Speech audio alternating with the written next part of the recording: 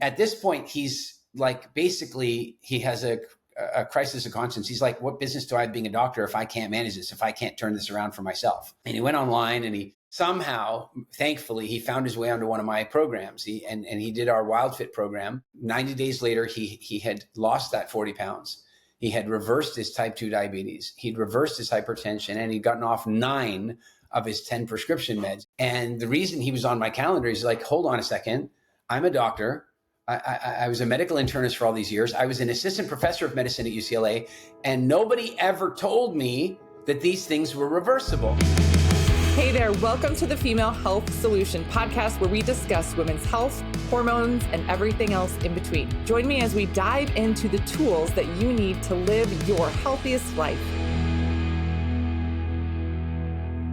All right, you guys, in this episode, we go into a ton of really valuable information. So I really hope you have the opportunity to listen to the entire episode a couple of times. So Eric Edmeades is an award-winning international speaker, author, pioneer in evolutionary biology, nutritional anthropology, which is fascinating, and behavioral change dynamics. He guides people through profound and lasting health breakthroughs through science-based protocols that deliver results far beyond the ordinary.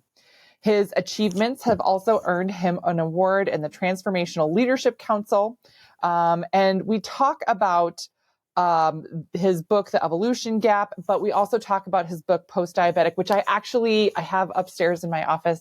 I'm in my podcasting room right now, my studio right now. I got it. I haven't read the whole thing yet, but I did look through it. Fascinating, you guys. It is an amazing resource to have, and you're going to get so much knowledge from this guy. So please enjoy the episode. Let me know if you guys have questions, and I can't wait to hear your take on all of it. Welcome back to the Female Health Solution podcast. I've got Eric Edmeades here today, and we started chatting already. So I want to jump into picking up right where you were saying with practitioners, because I know there's a lot of listeners that are in the health field already. Yeah. One of the things that we've observed is that, many doctors and frankly, anybody working in frontline health, helping people to either recover from conditions or prevent them, one of the most challenging things that they've run into is actually getting the clients to adhere. Like as a good example, you're sitting with somebody who has some weight to lose, or they've got diabetes or something, and you know that if they ate more of this and ate less of that, and they just stuck with it for a while, things could be better, and yet they don't. And that is the piece that we've unlocked so very well, that we've created an environment, we've created a structure that supports the clients in making behavioral change so that they're not having to, white knuckle it and willpower it their way through some kind of diet ever again. And it's a big change. And speaking, for example, to chiropractics, I was having lunch in London, England it must be about 5 years ago now. And there was a very successful, prominent chiropractor there. He's a good friend, David Thunder. And he starts talking about this one couple that he works with. And he says, yeah, they've recently done this health protocol. And all of a sudden now, like, their adjustments are way easier because the inflammation in their joints has been reduced a great deal. And I said, oh, really? What was it? And he goes, oh, it's this thing. It's called WILDFIT. Have you ever heard of it? And, we had only just met at that particular lunch. And I was like, well, I may know something about it. I'm the founder, and it set off a really interesting conversation about the impact on inflammation reduction, both in terms of, being able to make adjustments, but also having those adjustments stick and stay longer. But then that led to the conversation of, well, yeah, but I've told people before, do this and that, and then things will be better. And they don't do it. How are you getting them to do it? And that's really been a big part of what we've done differently, is the proper behavioral change. Yes. Ooh, I love that. That is the compliance piece of it. Yeah. Right. The follow through. It is really tough for people to change their everyday life, especially when everything is set up from start to finish for your day in the current way that it is. So how do you make these changes? How do you implement something? Right. Yeah. Yeah, but it's like the little things that make the biggest difference overall sometimes. Well, in both directions, people make little exceptions and they think they're okay, except that they lead to the next little exception and the next little exception, and another really important message, in our book, Postdiabetic, Ruben and I, he's my co-author, we make a very strong statement early on in the book. And that is that if you're currently living with, say, obesity or, type 2 diabetes, and this is really important for any of your practitioner listeners, they got to hear this, is that it isn't the client's fault. Like, that's a really, really important distinction. It's not their fault. And because the way the diet industry and the fitness industry and the food industry approach it right now is that it is your fault. If you just ate a little less and moved a little more, you wouldn't have this problem. You did this to yourself. In fact, we call them lifestyle diseases as a way of blaming the consumer. It's your fault. No, it's not. In the same way that lung cancer was not the fault of smokers for the first whatever decades of that, because they lied to us about it. They knew how bad it was and they deceived people about it. And then they started calling it a lifestyle disease so that, they wouldn't lose the lawsuits. Well, we're in the same position now. We call obesity a lifestyle disease, and maybe correctly in the sense that, yeah, people's lifestyle contributed to it. But what it doesn't take into account is the unbelievable manipulation that is taking place in the food industry, the lobbying, the affecting of legislation, food regulations. I mean, look, go to any hospital. What vending machines do you see in the hospital? Coca-Cola and chocolate and garbage. I mean, that's in the vending machine. You know that they're paying to be in that hospital. You would think that a hospital would be ideologically opposed to having that stuff in the hospital, but they're not because, well, because that's how it is. Yeah. Yeah. And this is, I just saw firsthand, like there's no way you would know this, but my dad was just in the hospital for about a month with really severe pneumonia. And, he's a brilliant man. He should have gone in earlier, right? All of the things, right? But of course he waited. Anyway, so ended up septic in the hospital for a month before, and he just got out last weekend. And I was appalled at the food choices that they would bring, at what was available. And so I went through the menu with him and I was like, Dad, no, like, do not, it's like they're just preparing their patients to come back. Yes.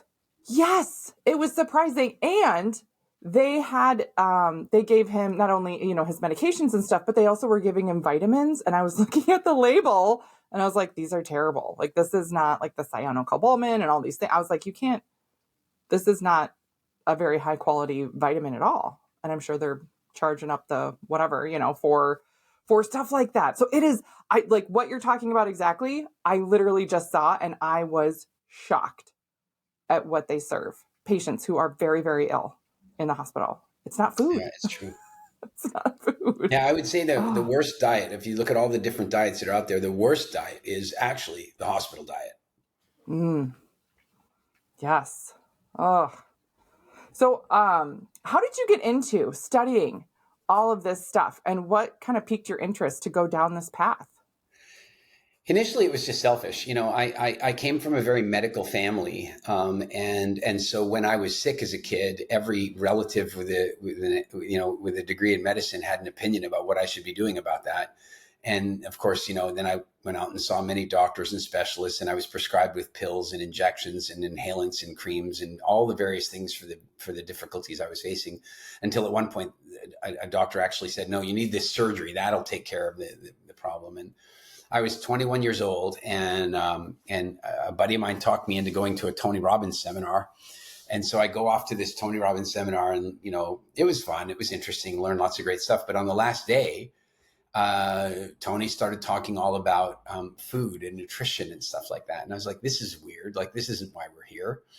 But it piqued my curiosity. And so I did search, and a little while later, I did a little research. I did a little experiment. I took 30 days and I cut some things out and added some other things, and I lost 35 pounds. And all of my symptoms went away. I could breathe through my sinuses for the first time in almost a decade. I didn't need the pills I was on. Like, I was no longer in pain. But I was still scheduled for surgery. So I went to the doctor, and we were having this conversation about the surgery. And I said, well, I don't think I need it anymore. And the doctor's like, now, Eric, that sometimes the symptoms will abate, but you don't want to lose your place on the waiting list, and then the symptoms come back and you're suffering again. And frankly, he just sounded like a used car salesman trying to save the sale. Like, it didn't, and what really puzzled me is that clearly I had lost all this weight. My face structure looked entirely different. I no longer had the sinus infections and post-nasal drip conditions that brought me in the first place. And at no point did he or any of the people in his office ask me how I did that and why I looked differently and why I'd lost all this weight. All they seemed concerned with was confirming the surgery. And that, at 21 years old, that bothered me. Maybe I was already a little anti-establishment anyway, but I then asked the doctor, how long he'd gone to medical school. And he told me that 6 years. And then I said, in that 6 years, how much of that time did you spend studying food, nutrition? And he acknowledged to me that he did not, in fact, do that. And that really surprised me. I thought somehow he must have slipped his way through medical school, and he must have somehow managed to dodge those classes and still graduate. Because clearly you can't become a doctor without studying nutrition. That would be insane. That'd be like becoming an auto mechanic and you didn't study oil or automatic brake fluid. Clearly this is the one guy who managed to slip through the entire medical school structure, and somehow the system just didn't catch that he skipped those days. Only I've now asked that question of literally hundreds of doctors in probably 30 countries around the world, and the answer is consistently the same. They do not require the study of nutrition to get a medical degree, except in Albania. Albania apparently has there's a 6-month prerequisite nutrition program to become a doctor. In no other country is it required. In some of them, there are elective courses that you might take if you so had a desire. But that freaked me out to find out that doctors weren't studying. My silly metaphor for that is I sort of felt like I was on a plane and I just found out that the pilot never studied landings. And so it's time for me to figure out landings, because if they're not going to do it, and that kind of started me down the path. I started reading everything I could. I just started paying attention to everything I could in the space of nutrition. Luckily, some interesting convergent things happened. That my great grandfather had discovered the oldest Homo sapien skull at that stage, because he was an archaeologist, and so I had a very strong curiosity about evolutionary biology and human history, which obviously helped a great deal. And then separately, because I was in business, I had kind of had to become a bit of a practical psychologist. Like one of my companies did high fidelity medical simulation for the U.S. Army to train war medics and try to inoculate them from getting PTSD and that sort of stuff. So I was in this interesting position where I could take what I'd learned about nutrition and what I'd learned about psychology and combine them into a single program, maybe for the first time, that had been done. And I think that's why we've had such a phenomenal success rate. Yes. Ooh, that is fascinating. And I love backstories like this, where you got into it because you had an issue yourself, found a solution, all this stuff, and realize I love that analogy also of, pilot didn't know how to land. The lack of education on nutrition and what we feed our bodies, especially in the US, is crazy. Beth, I don't want to, I say this and then every now and again people write and go, don't be so mean to doctors.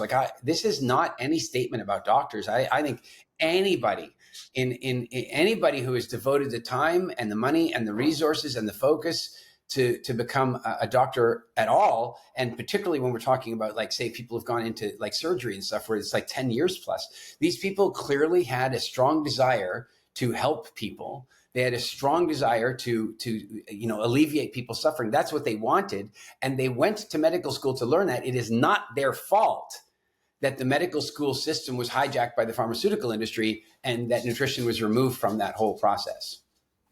100% true. Mm-hmm. And I think a lot of people don't realize that's the case. If you look at where the funds come from for medical schools, they're a lot funded by, studies are funded by pharmaceutical companies. Yeah. My co-author, Ruben Ruiz, on the Postdiabetic book, he was a medical internist for a lot of years, and he was an assistant professor of medicine at UCLA. And he said that they had a drug day every week. And that was somebody from the pharmaceutical industry would come down, lecture them about the latest drugs they could be prescribing, and, teach them about that. He said they never once had a nutrition day, not once a year, not once, but they had a drug day pretty much every week. And again, the truth of the matter is that capitalism is the, maybe, the best system of value exchange on the planet, but it's still got its flaws. There's no question about that. And one of the areas, or I should say two of the areas where capitalism is deeply flawed is in food manufacturing and distribution and in medicine. those things should not be about driving a profit, because the minute they're about driving a profit, I mean, if you think about it, the job of driving a profit is get as many clients as you can and get those clients to buy as often as possible. You don't want that ethos to be in the medical system. In the medical system, it should be exactly the other way. You should be paying your doctor as long as you're healthy, and you should stop paying the moment you're sick, and you shouldn't start paying again until you're healthy. And then maybe things would change. But the problem is right now, here's a great example. I saw the other day, I don't remember which drug company it is, but they've released a new eye drop. You cross into your 40s and 50s and suddenly you need reading glasses, right? So they've dropped this new eye drop that you drop it in and it softens the lens, and you don't need your reading glasses, but it only works for the day, right? So you have to use that eye drop every day. Now I'm thinking, how much of their research budget went into making that a daily rather than a monthly or a permanent? Isn't it possible that they could have come up with a permanent solution? But the fact of the matter is, economically, if you were an investor, and again, this is no one evil person, but at the end of the day, your parents, my parents, they invest their money in pension funds, and those pension funds go buy shares in pharmaceutical companies, and they want to drive a profit. So now, if they're given a choice between an eye drop that somebody uses once versus an eye drop that they have to buy on subscription basis for the rest of their life, which one is going to drive the profit? It's a broken system. Yes, 100%. Yeah. So then how did that translate into your most recent books that just came out about a little over a month ago, I guess now? Yeah. The Postdiabetic. How did that come about? Postdiabetic, actually, it's a really interesting story. So when we first created WILDFIT, we created it as in a sense, energy optimization. Like, it was built for business people who wanted to get more done and not be sick and live long lives. It was really about helping them change the relationship with food. What we couldn't have anticipated when we created it was that we would end up, with countless stories of type 2 diabetes reversal, because frankly, I hadn't even thought that much about diabetes at that stage. And like many other people, I just viewed it as a chronic disease, and that's how it was. But we started getting all these letters from people writing to our help desk or commenting on social media saying, hey, I'm no longer diabetic, or they were type 2 and they go, now I'm pre-diabetic. And the whole thing kind of started right there, because that irritated me. It irritated me, the notion that somebody would regress to pre-diabetic, pre meaning before. Pre-diabetic indicates that you're trending toward diabetes. And so one day, as a flippant off the cuff remark, I told the client, you're not pre-diabetic, you're post-diabetic. And they said, what does that mean? And I said, well, what it means is that you're recovering, you're turning it around. Sure, your A1C might be similar to a pre-diabetic at the moment, but you're trending the other direction, which means that any medical advice you receive should be different than somebody who's treading toward it. It's a different condition. And any doctor who's managing or supporting a patient that has, say, you could have two patients that have the exact same measurements, let's say, but if one is trending toward type 2 and the other one's trending away from type 2, the medical advice they should get should be different, clearly. And so at first, what started as a flippant remark started to become something that caught on, because these people would go back and say to their doctor, hey, I'm actually post-diabetic. And one day I was having a conversation with Mark Hyman. I don't know if you're familiar with Mark. Yep. In the functional medicine space. He's a friend and a phenomenal guy. And I said it to him, and he's like, can I use that? Like he was like, that's a brilliant idea. And that was the day that I was like, okay, we have, first of all, like really demonstrated conclusively that type 2 diabetes is reversible in the majority of cases. And secondly, that when it's reversing, it is a different condition than prediabetes. And so we should probably get the message out. But then something really compelling happened. And that was that I ended up on a Zoom call with a client. And I don't often get to talk to clients directly. I don't know how he got on my calendar. So it was kind of nice. And so he starts telling me this story that he's a medical doctor. He runs 3 medical clinics in Southern California. And he was 40 pounds overweight, which is, fairly normal for your average, medical doctor in their 50s or 60s. And he was hypertensive and type 2 diabetic and on 10 prescription medications. And one week he was driving to work, and he stopped off at Starbucks to buy himself a cup of energy because he didn't have any. And he still fell asleep behind the wheel of the car, got into a car accident. couple days later, he's in his rental car and still sleepy and groggy in the morning, stops off at Starbucks and gets himself another Venti, and then gets back in the car and starts down the 405, falls asleep behind the wheel of the car and gets into another wreck. And at this point, he's like, basically, he has a crisis of conscience. He's like, what business do I have being a doctor if I can't manage this, if I can't turn this around for myself? And he went online, and he something made him look for answers online, like, go talk to Dr. Google. And somehow, thankfully, he found his way onto one of my programs. He did our WILDFIT program, the core 90-day program. And 90 days later, he had lost that 40 pounds. He had reversed his type 2 diabetes. He'd reversed his hypertension, and he'd gotten off 9 of his 10 prescription meds. It took a few more months for him to get off the 10th med. And the reason he was on my calendar is like, hold on a second. I'm a doctor. I was a medical internist for all these years. I was an assistant professor of medicine at UCLA, and nobody ever told me that these things were reversible. I was taught to manage them with pharmaceuticals. I was taught to manage them with drugs. And so we got to get this message out to the world. And it was as a result of all those things converging that he and I then agreed to produce the book, Postdiabetic. Wow. That's amazing. Like, you met him because he did your program. He went through it himself. Yeah. That's incredible. And it's kind of funny as a sidebar. I was just in New York, where I saw the book at, I was going to bookstores and stuff and doing some signings and all that kind of thing. And I posted on social media about this. And immediately this guy writes, and he's like, you're a charlatan. You have no business. You're not a doctor. You're not a medical researcher. You shouldn't be doing this, blah, blah, blah. Right. So of course I very politely wrote back and I said, hey, I'm with you. The challenge is that I've helped like maybe thousands of people reverse their diabetes. My co-author is a medical doctor who I helped him reverse his diabetes. And the foreword is written by one of the most famous doctors in the world. So I think that it's okay that I wrote this book. And it's really interesting, the kind of resistance we've had. Plus, on top of that, when we run ads for the book, what we've run into is our ads just get blocked everywhere. The minute we start communicating this message, diabetes is optional, it's reversible in most cases, our ad accounts get shut down, our videos get stripped down like that. You're not really allowed to say that out there on social media. But you want to advertise Ozempic, go for it. No problem. Yes. Yep. I see those ads everywhere. I can't open Facebook or any social media platform without having ads like that pop up left, right, and center. Yeah. Yeah. I feel like that might be a whole other conversation of like, why do you think their ads get shut down? Why are they getting shut down? I'm going to say there's a dark hat answer and a light hat answer. The light hat answer is that, nobody wants people out there making a bunch of, false medical claims. There's no question about that. I mean, there's a long tradition of that, say in America, where you've got your snake oil salesman, going from town to town selling some elixir that can create everything. And of course, they didn't have social media to catch them out. And, so you kind of have that, I think you have, in one sense, the social media companies wanting to protect against that.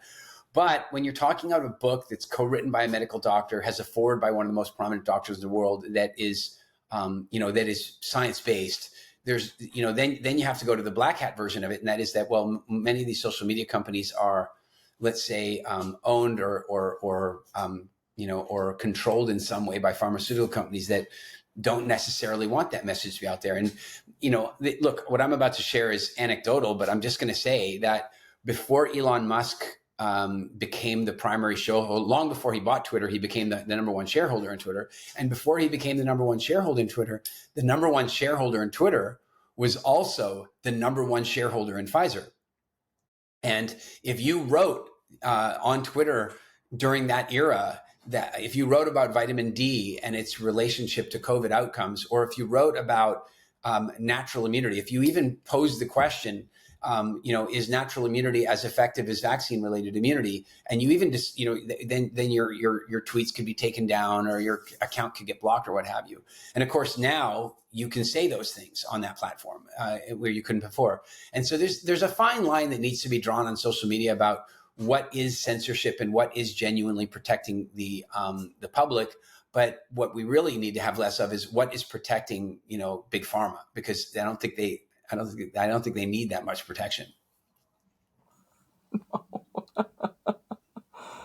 No, My favorite agreed. little joke about that is that now that we know, and this was controversial, say 2 years ago, but now that we know that the COVID-19 vaccines were never tested for and actually weren't designed to prevent spread. So the joke is, I heard this the other day, that the best immunity that was created by the vaccines was the immunity of the pharmaceutical companies, because because they were protected against product liability claims. They got immunity, but the people didn't. Just a joke, everybody. Humor's allowed. Humor's allowed. But you're right. You can say that now. Couldn't say it a couple of years ago. Yeah. Oh my gosh. Oh, okay. So with all this stuff, with your book Postdiabetic, and it's available kind of everywhere, right? Like people can get it on Amazon, they can get it at bookstores, right?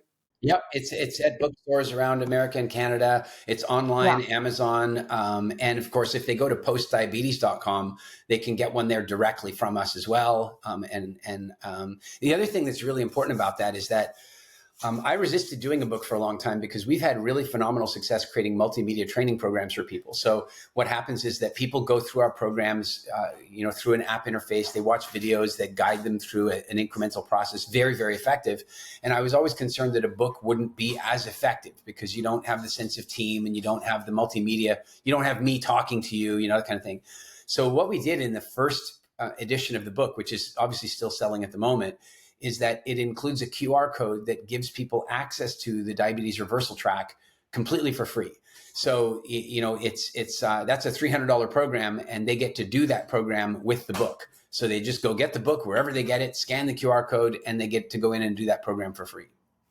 Wow. That is a heck of a value. If they want to upgrade, they can upgrade and get additional coaching support and that kind of stuff if they want to do that too.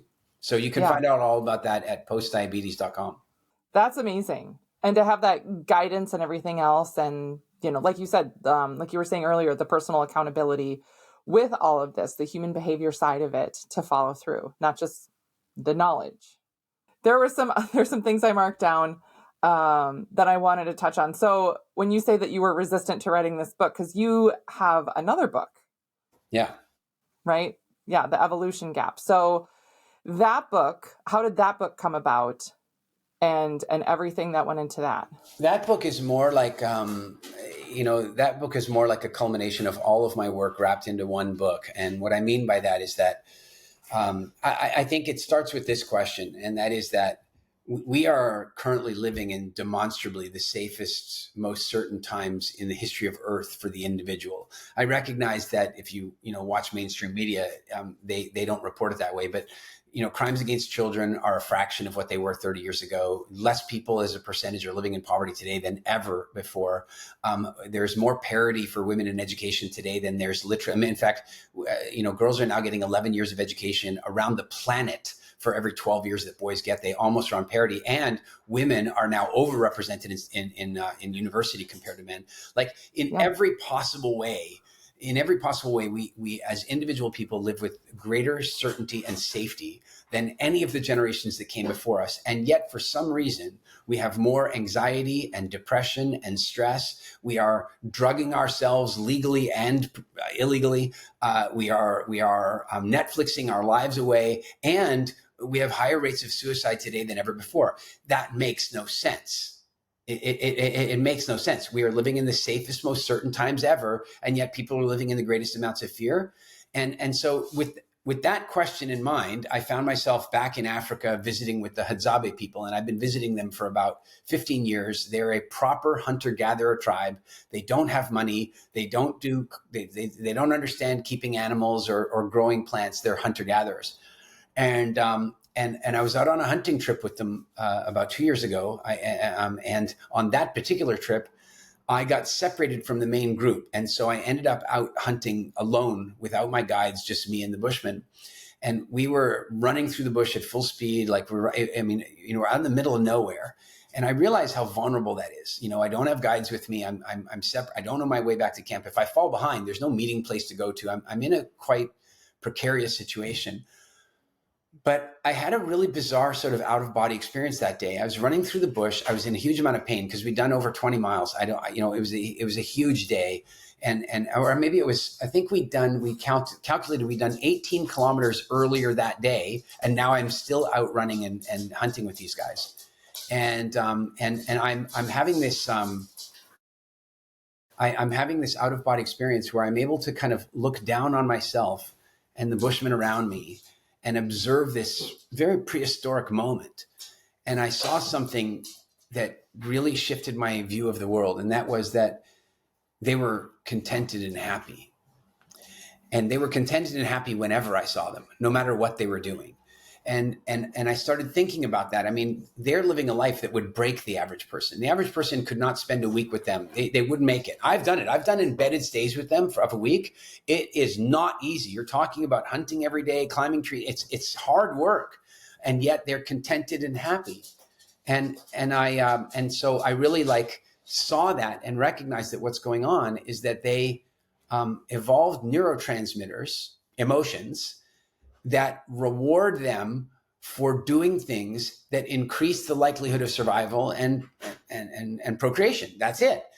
And we have those same neurotransmitters. We have those same emotions. Only by the time most people have gotten to noon on any given day, they've already spent half of their time doing things that give them reward, that create positive reinforcement that are bad for them. That are moving them away from survival. They're eating things that are bad for them. They're watching things that are bad for them. They're scrolling away their lives on social. They're doing all these things to get the serotonin and dopamine, whereas their ancestors only got serotonin and dopamine for doing functional things. We get serotonin and dopamine from doing deeply dysfunctional things.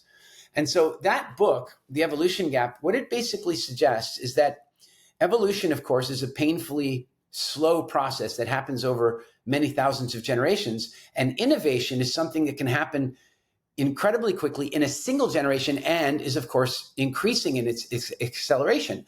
And so I suggest that there's a gap that's opened up between our evolution and our level of innovation, and that almost all of our pain, suffering, and disease exists in or is at least magnified by that gap. So type 2 diabetes, no question, it's a lifestyle gap. It's a gap. It's a symptom of us developing things like agriculture and mass food production and messing with our metabolic modes. There's just countless examples of where our pain and suffering is as a result of that. Yes, I love that. Pain exists in the gap overall. And this is something recently that I heard, I can't remember where now, but they were talking about the vast metabolic syndrome. Yeah.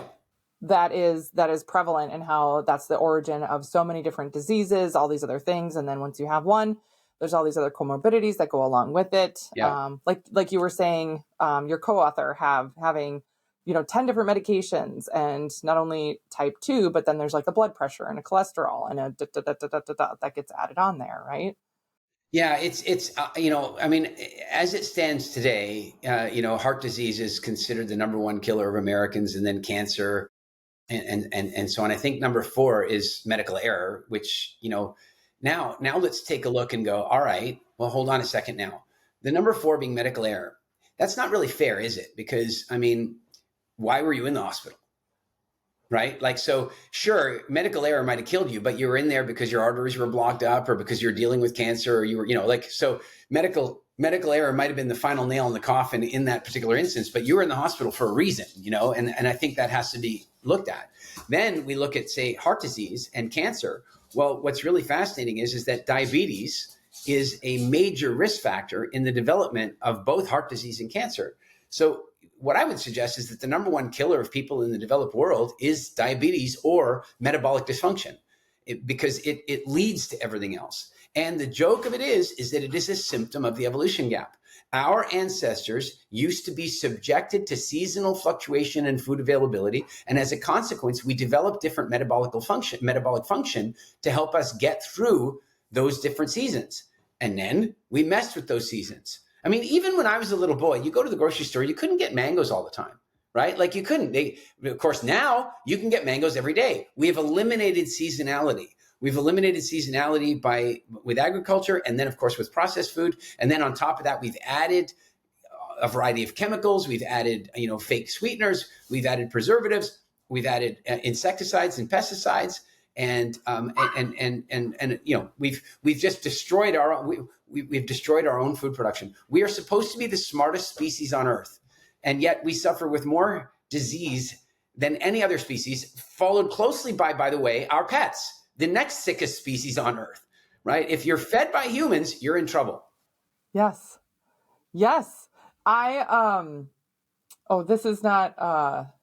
This is not something that I came up with, but there was a lecture I was attending, and the doc that was speaking was talking about, you wouldn't feed that to your dog. You're not supposed to feed chips to your dog. You say, oh, sorry, sweetheart, don't feed the dog those chips and that pop. It's not good for him. Yet you're feeding it to your kids. That doesn't make sense. And then there's another level. There are things that you won't feed to your kids, but you'll sneak for yourself when they're not around. Yes.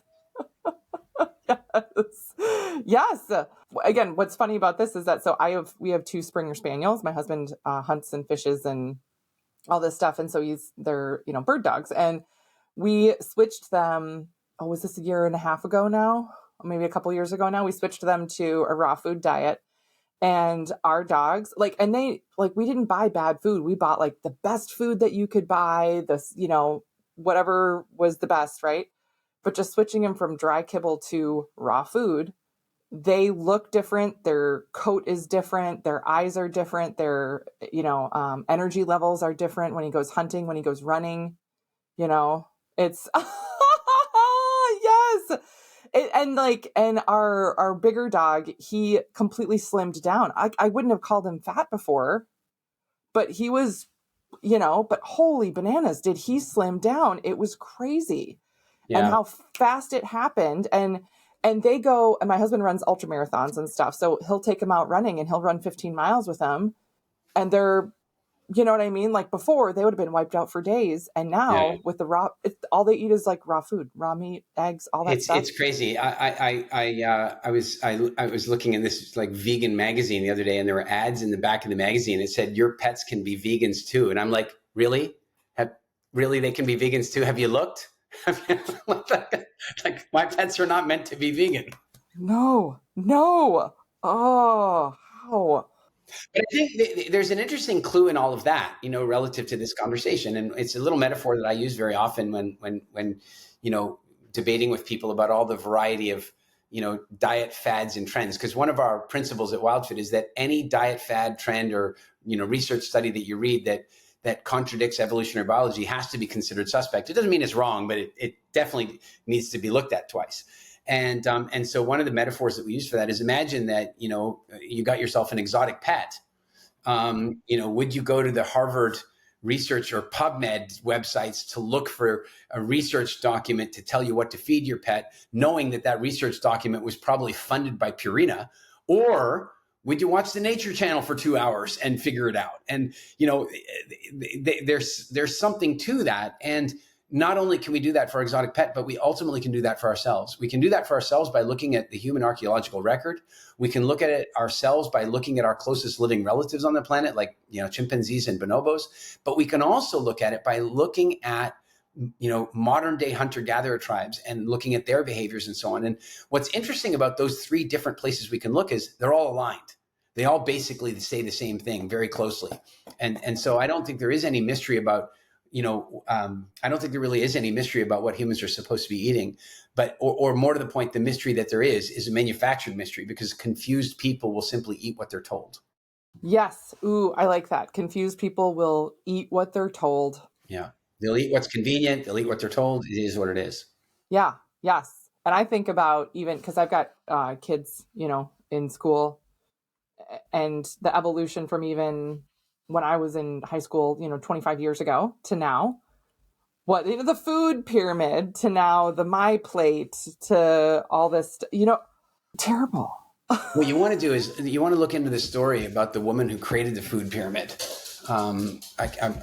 She created it and shared it with the with the U.S. government back in the 70s.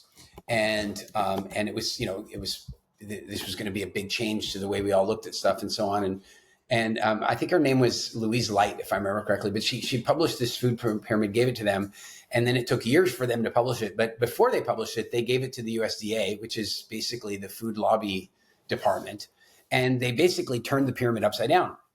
And when she saw it, she said, what the hell is going on here? She said, if you publish this, if you make this the policy, the nutrition policy of the United States, then what's going to happen is you're going to have like pandemic levels of obesity and type 2 diabetes. And of course, look what happened. I mean, she was dead on and absolutely right. Yeah. Like that's literally exactly what happened. Yeah. Yeah. I have a question for you. So my son came home from school last week and said, oh, we're watching this documentary in school in my health class, and it's called What the Health. That has no place being in school. I was shocked. I was like, what? And he goes, yeah, he's talking about how bad meat is and how it causes all these things, and sugar actually doesn't cause diabetes. And I was like, what? You're kidding me. And he was like, no, that's what it says. Sugar doesn't cause diabetes at all. That movie has no business being shown in a school anywhere, and it should be shown with huge disclaimers about who did the funding of it and how basically, it absolutely shouldn't have been shown in school. Yeah. Yeah. But this goes back to like what you saying, like the confused people, right? Again, like when he first started saying this, I was like, what are you talking about? That is not how the body works. That is not how physiology works. I was like, I don't know what your teacher's doing, but that's not a documentary to show. And then he told me what the title was, and I was like, oh no, I've seen that, and absolutely not, Oh. Yeah, I mean, it's absolutely terrible, and it's part of the whole. It's a continuation of the food wars. I don't know if you ever played the game Risk as a kid. Do you know the game? Mm-hmm. Where you try and take over the planet. Well, the food industry is playing a game just like that with our plate. They're constantly trying to get their share of the plate, right? Like, and so, for example, one of the things they said, if I remember correctly, in What the Health, is that having an egg a day is as dangerous as smoking. I mean, first of all, it's a hyperbolic statement. It's absolutely bull. Excuse me. It's absolutely rubbish. It's just, I get a little passionate about that. Right. But in the meantime, you have to think to yourself, well, first of all, it's absolutely not true. So secondly, who is it that benefits from that? Well, if egg is removed from that plate share, somebody else gets to move into that plate share, right? Like and that's what's going on, is they're just fighting for it. Really great example of this. I've spoken about this a few times, but I saw an article in the Daily Mail, which is one of the most widely read publications on the planet. And it said, eggs help fight diabetes. Interesting. I would argue there's some truth to that. Not so much that it fights it, but, I would say eggs are perfectly good for somebody who wants to be healthy. So that's fine. But then a year later, they published another article, and that one said consumption of eggs leads to increase of risk of developing type 2 diabetes. And so I was like, that's an interesting claim. I'm curious how they're basing that. So I decided that I would do something that many people don't bother with after reading the headline. I decided to actually read the actual story. I know it's a novel approach, but I decided to read it. And so I read that, and then it referenced the study, and the story was just rubbish. And I was like, no, I got to read the study. So now I read the study, and the study says, it was like 2,000 people. I think it was in China, if I remember correctly. And it said that this anomaly was that with some of the people, only women, oddly, when they ate a certain number of eggs, they had a slight uptick in their blood sugar. So again, here's your first logic jump. Some of the women had a slight uptick in blood sugar, and you jump from there to an article and a headline that says eggs cause increased risk of diabetes. Like, that's a very big jump. Like that's an outright dishonest jump. Who paid for that? Somebody paid to put that there, because that's not what the study said. So somebody either had to be stupid and read the study and simply get it wrong, or somebody had to be bent. Somebody had a shill, was paid to misinterpret that study and publish that story. Well, who would have done that? Well, who benefits from eliminating eggs? But then I went a step further, and I decided to read the rest of the study, including the disclosures. And in the disclosures, you see this comment. Many of the women in this study did not enjoy eating their eggs in the form of baked or in the form of fried or boiled or poached. And so they ate their eggs in the form of baked goods, often consuming them as waffles, pancakes, and donuts. Oh my God. And that is why they had an uptick in blood sugar. And that is where the headline came from. It had nada to do with eggs. And so when you see the food regulation and food legislation and all this stuff is bought and paid for, you realize we're in a lot of trouble, and you can't trust what they're saying. Food science is sponsored, and it's sponsored by profit-seeking organizations. So instead, what we want to do is look at archaeology, anthropology, look at human history, look at evolutionary biology, and then we can get to some truth. Yes. That's like telling people if you go outside and go for a walk and you trip and sprain your ankle just going for a walk or something, that walking is dangerous and causes injury. Stay inside. Well, it's a little bit more like saying going for a walk leads to leads to an increased risk of traffic fatalities. Hold on. Going for a walk increases that risk, and then you go, well, no, but we read the article further and we found out that the people in the study were walking drunk at night wearing dark clothes. Okay, yeah, I guess it did. In the street, yeah. Yeah. Oh, okay. Well, I'm really glad that you spoke on that, especially since, again, that's just happened the other week in my house with my kids in school. That you have to be on top of it, because the information that's out there is confusing. It is conflicting, and I feel like that's where people don't know where to turn. And you have to do your due diligence of, like you said, going in the research, digging down, and most people don't do that. Yeah. Beth, when they will do it, once they're sick. Yeah. Once they're sick, they will read everything you give them, and then they'll read too much stuff. Then they'll get all panicky, and then they're like the man with two watches who never really knows what time it is because they keep reading all these different conflicting things. The truth of the matter is that prevention is absolutely the best cure. We know that. Most of the people don't devote themselves to that. And I think I was very lucky because I went through all this stuff when I was a kid and I was just sick enough to be in pain.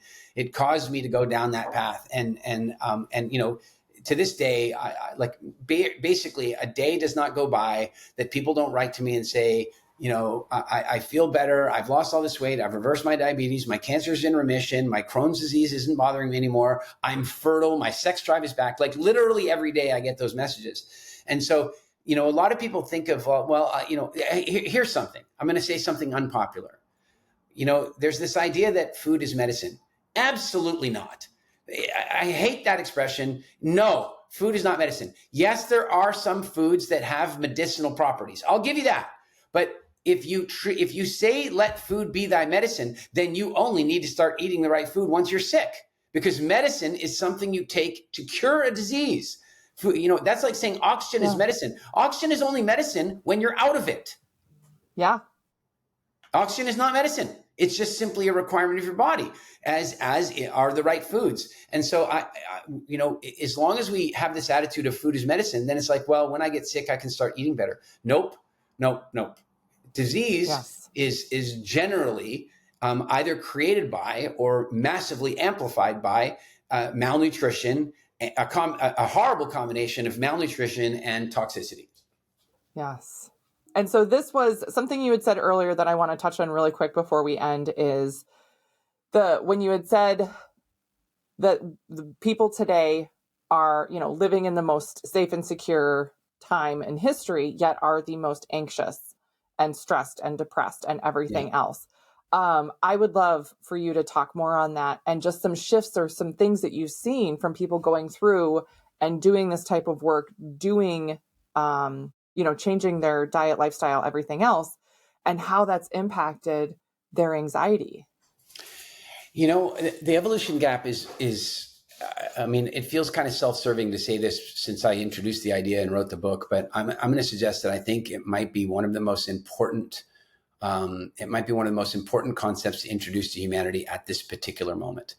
And I'm going to say that it cross-pollinates to just about every area of suffering that we have. I'm going to give you a really interesting example. There was a theory that pheromones cause attraction to the ideal mate. And so in other words, you can become attracted to somebody simply by interacting with their pheromones, even if you've never seen them. And the reason, and so then you have to figure out, like, what would that criteria be? Like, why would this woman's pheromones particularly affect me? Right? Like, what makes her a really good mate? And there are a lot of different things that go into that. But one of the theories was that that people would be typically attracted to somebody who had strong immunity where they weren't so strong. So my little metaphor for that is, imagine you have 10 immunity gates, and all of my evenses are really, really strong, but my odd gates aren't so strong. It would therefore make sense that I would be attracted to a woman who had strong odd gates and weak even gates, because then the two of us, well, first of all, if I got sick, she probably wouldn't, right? Because I've got immunity where she didn't. But secondly, when we breed and have children, we're probably going to breed kids with stronger overall immunity. It makes sense.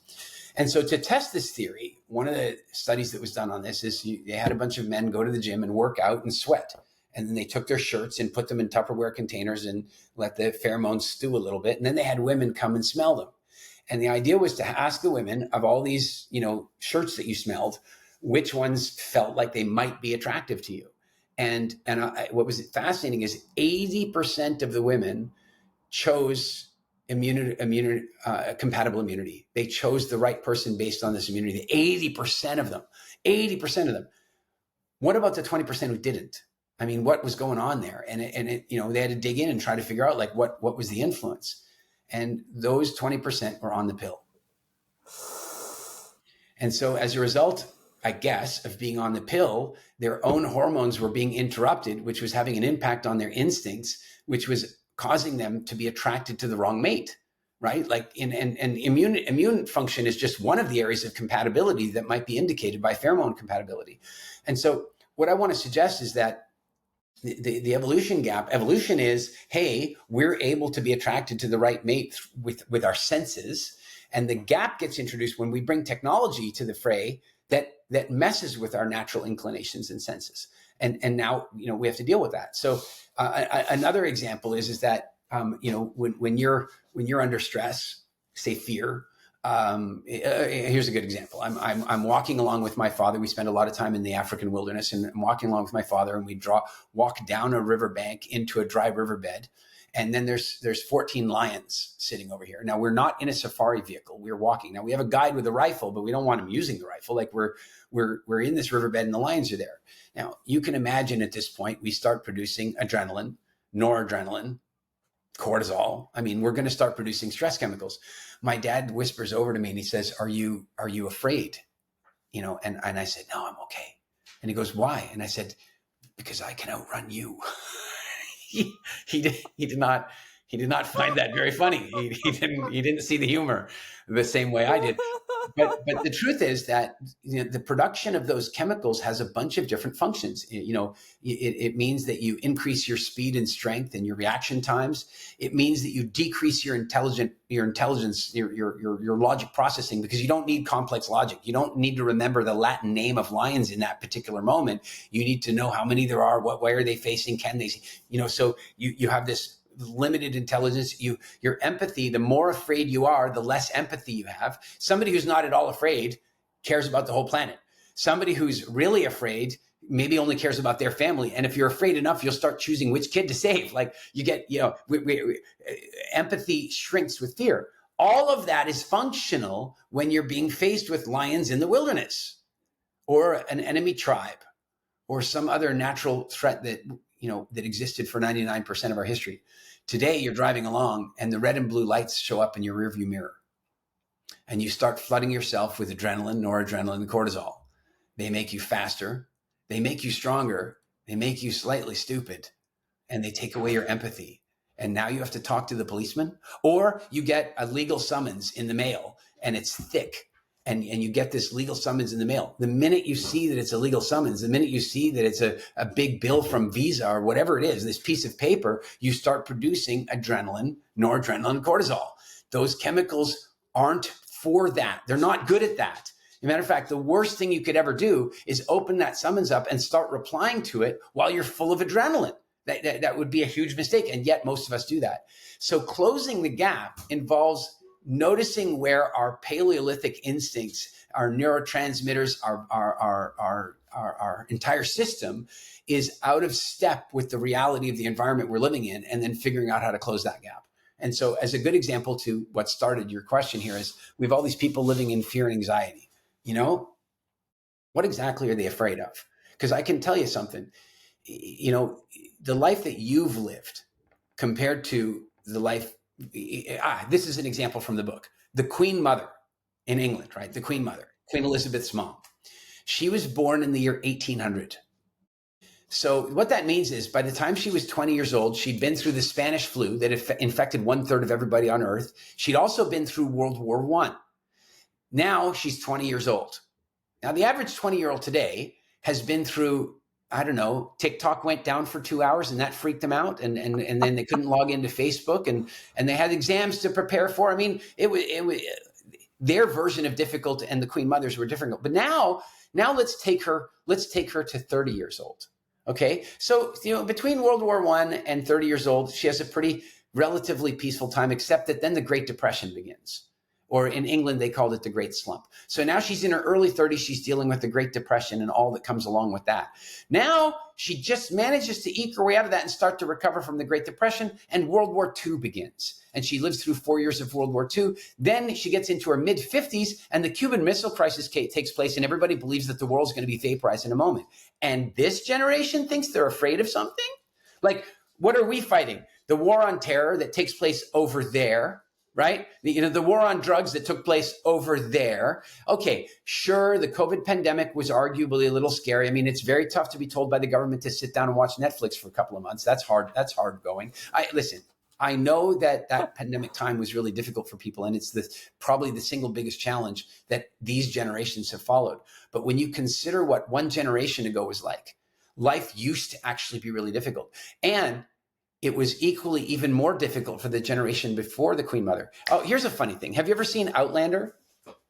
No. Oh, it's such a great series. It is a really good series. It's about a woman who, she's in the north of England. I think she's in Scotland, but she touches like a Stonehenge type rock and she gets ported back to like, I don't know, whatever it is, 1680. And she suddenly has to figure out how to survive because she's like back in time. And it's a great series. It's interesting perspectives and what have you.